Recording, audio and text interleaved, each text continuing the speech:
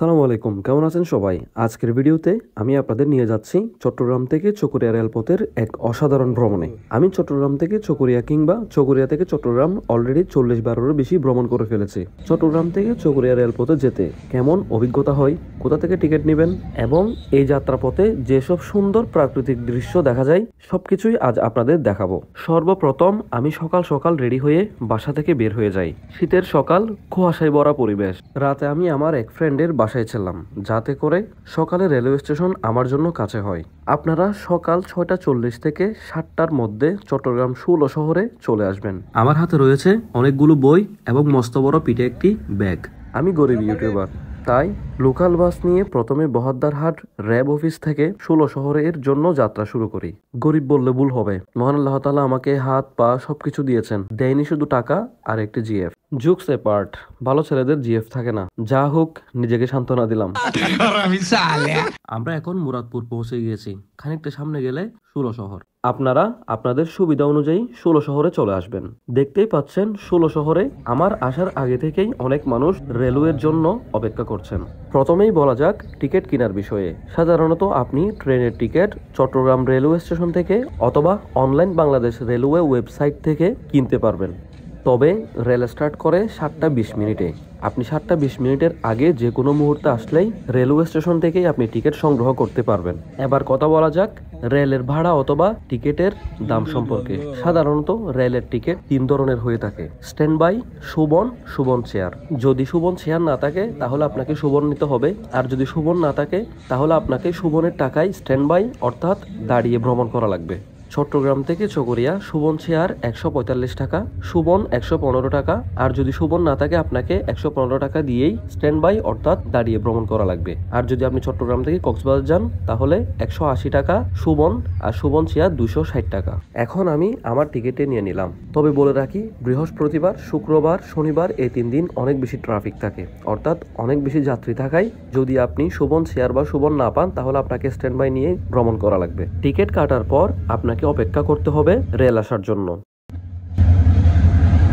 সাধারণত রেল 7:20 আশেপাশেই চলে আসে। রেল চলে আসছে, এখন চলুন শুরু করি এই অসাধারণ ভ্রমণ।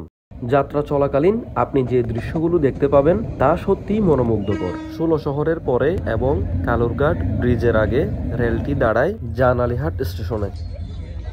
এখন আমরা কালুরঘাট ব্রিজের উপর দিয়ে যাত্রা চালাচ্ছি।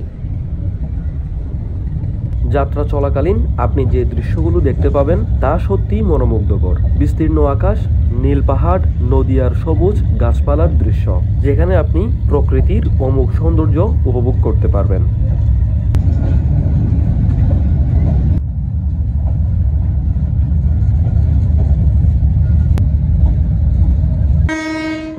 প্রত্যেকবার যাত্রাপথে আমার সাথে কিছু না কিছু মানুষের সাথে আলাপ আলোচনা হয়।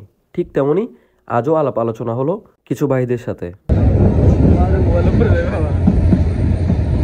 চকরিয়া রেলওয়ে স্টেশনের আগে রেলটি কয়েক মিনিটের জন্য 3টি স্টেশনে থামবে। স্টেশনগুলো যথাক্রমে পটিয়া, দুহাজারী, সাতকানিয়া। তবে ধলঘাট, কাঞ্চননগর এবং হারবাং সহ প্রায় 4টি রেলওয়ে স্টেশনে দাঁড়াবে না রেলটি। ভিডিওটি করার কারণ হচ্ছে, আমি যতবারই চকরিয়া থেকে চট্টগ্রাম অথবা চট্টগ্রাম থেকে চকরিয়া ভ্রমণ করি, প্রত্যেকবার কোনো না কোনো মানুষ বলে তারা প্রথমবার রেলে ভ্রমণ করছেন। এই ভিডিওটি যারা প্রথমবার রেলে ভ্রমণ করবেন তাদের জন্য, অথবা আপনাদের বন্ধুবান্ধব কেউ যদি রেলে প্রথমবার ভ্রমণ করে থাকে তাকে ভিডিওটি শেয়ার করবেন। ভিডিওটি ভালো লাগলে একটি লাইক দিন, অন্তত একটি কমেন্ট করবেন, ভালো লাগলে ফ্রেন্ডদের সাথে শেয়ার করবেন। পাখিগুলো কি আনন্দের সাথে আকাশে ঘুরে বেড়াচ্ছে। এখন আমরা হাইওয়ে পার করব। হাইওয়েতে গাড়িগুলো দেখতে পাচ্ছেন। এই দৃশ্যটি আমাদের গ্রাম বাংলার কথা মনে করে দিচ্ছে। রেলটিকে পেছন থেকে দেখতে অনেক সুন্দর মনে হচ্ছে। এখন হচ্ছে আমরা নানান ধরনের পাহাড় দেখব। অনেক সুন্দর সুন্দর পাহাড়, দেখতে অনেক সুন্দর লাগছে এগুলো। পাহাড়গুলো বেশিরভাগ দেখতে পাচ্ছি লাল মাটির পাহাড়। গরুগুলো দেখে আমার গ্রাম বাংলার কথা মনে পড়ে গেল। এখন আমরা একটি টানেল টাইপের একটি ব্রিজের নিচ দিয়ে বের হচ্ছি, যেটা দেখতে অনেকটা টানেলের মতো মনে হচ্ছে। অনেক সুন্দর প্রাকৃতিক দৃশ্যগুলো দেখেন, কত চমৎকার। সবুজ ডালপালা, গাছ, কত সুন্দর। আবারও পাখি আমাদের সাথে রেস দিচ্ছে।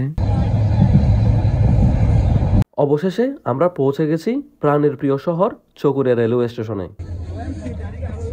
এখন আমি রেল থেকে নেমে পড়লাম। একটু সামনে যেতেই আমাদের জন্য অপেক্ষা করছে কিছু অটো বা টমটম, যাতে করে আপনি আপনার গন্তব্যে পৌঁছাতে পারবেন।